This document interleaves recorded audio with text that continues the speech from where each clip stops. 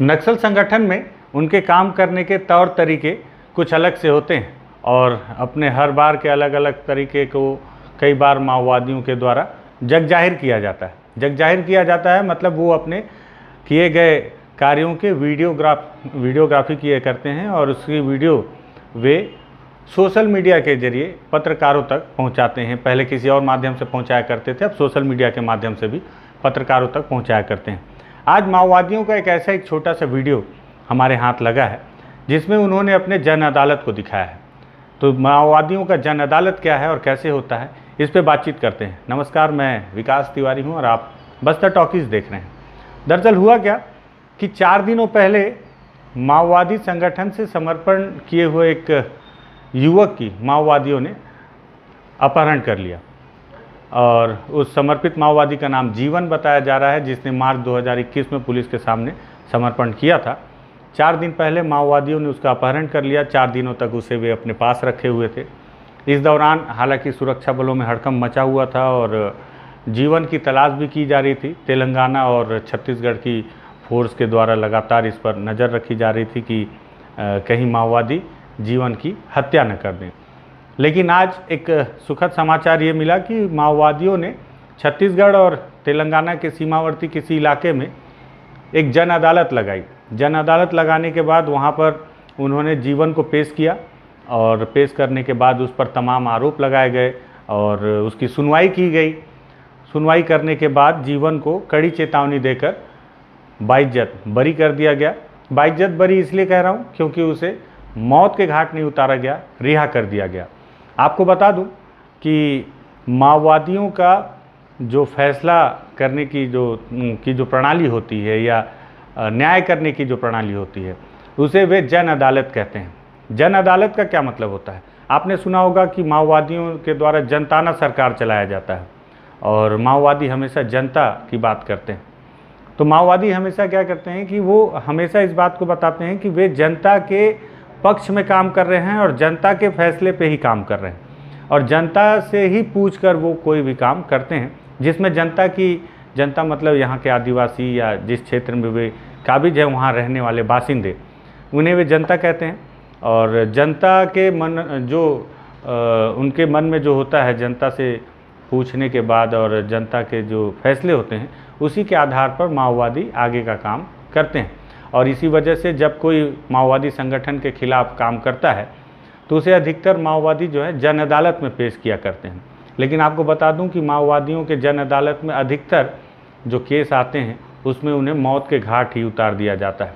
बहुत कम ऐसे केस हैं जिसमें माओवादियों के जन अदालत से कोई जिंदा बचकर लौट आता है।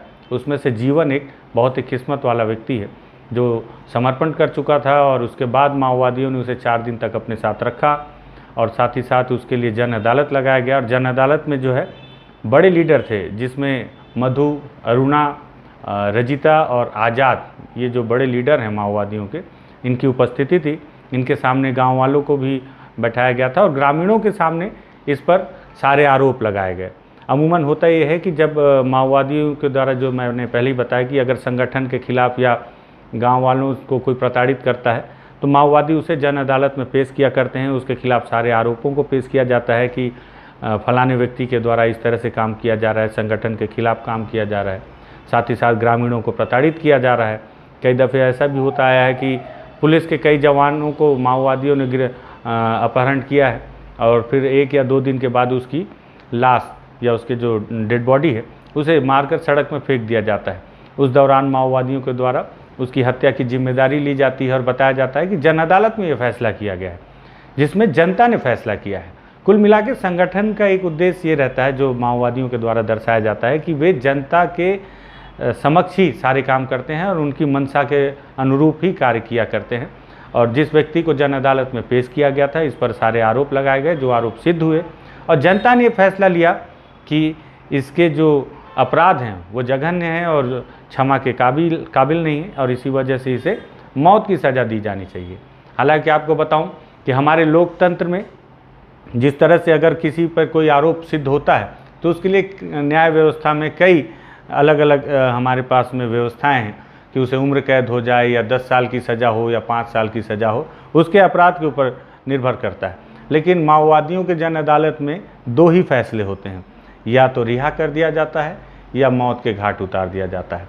वैसे अधिकतर मैंने जो देखा है कि लगभग 80% मामलों में जो आरोपी होते हैं माओवादियों की नज़र में, उन्हें सजाए मौत ही मुकर्रर की जाती है।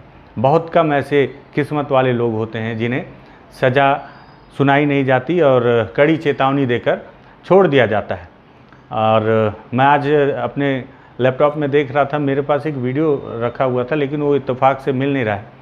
उस वीडियो में मेरे पास माओवादियों के एक जन अदालत का वीडियो था जिसमें एक युवक को पेड़ पर उल्टा लटकाकर मारा जा रहा था और उसे लेकिन चेतावनी देकर छोड़ दिया गया था। मैं क्षमा चाहूँगा वो वीडियो नहीं दिखा पा रहा हूँ, लेकिन आप इस वीडियो में देखें कि किस तरह से माओवादियों ने इस युवक को, जिसका नाम जीवन है, उसे गांव वालों के समक्ष बैठा रखा है और उसकी आंखें बांध दी गई हैं, आंखों पे पट्टी बांधी गई है जिससे कि वो ये न देख पाए कि किस इलाके में उसे ले जाया गया था।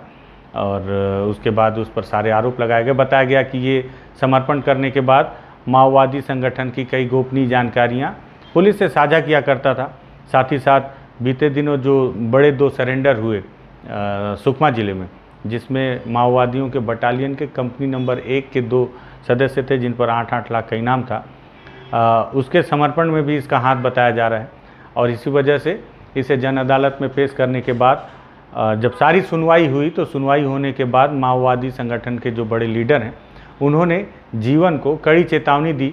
और जीवन ने भी इस दौरान गोंडी भाषा में इस बात का जिक्र किया कि 4 दिन तक उसे संगठन के लोगों ने अपने साथ घुमाया।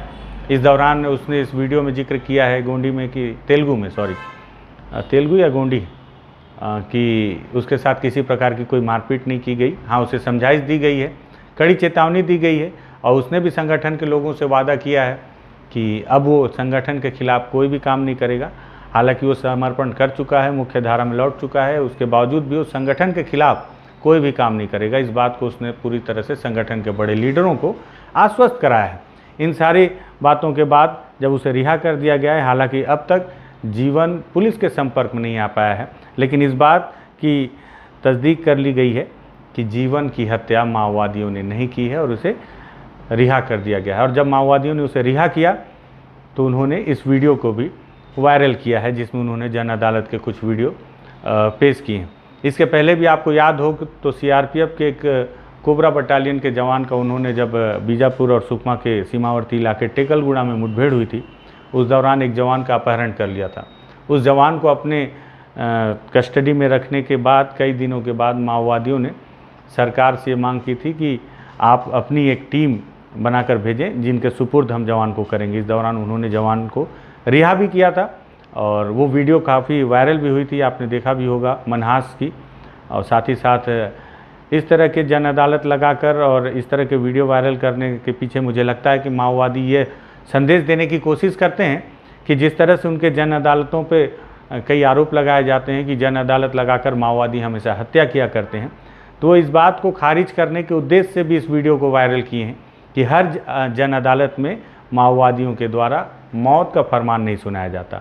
सुनवाई होती है और जनता का फैसला यदि उसे छोड़ देने का होता है तो माओवादी उसे सुरक्षित रिहा कर दिया करते हैं, उसकी हत्या नहीं करते। और अगर जनता उस संबंधित व्यक्ति से पीड़ित होती है और जनता का आरोप होता है कि इसने काफ़ी प्रताड़ित किया है वहाँ के लोगों को और इससे मौत की सज़ा दी जानी चाहिए, तो फिर माओवादियों के द्वारा उसकी हत्या कर दी जाती है और उसके शव को फेंक कर पर्चियाँ फेंकी जाती हैं कि हमने इसकी हत्या इस वजह से की। तो इस जन अदालत का वीडियो आया था और इस तरह से जन अदालत लगाया जाता है माओवादियों के द्वारा। मुझे लगा कि माओवादियों के इस पैंतरे को भी अपने दर्शकों को दिखाना चाहिए, बताना चाहिए कि किस तरह से लगाया जाता है माओवादियों का जन अदालत, जो उनके संविधान के हिसाब से चलता है।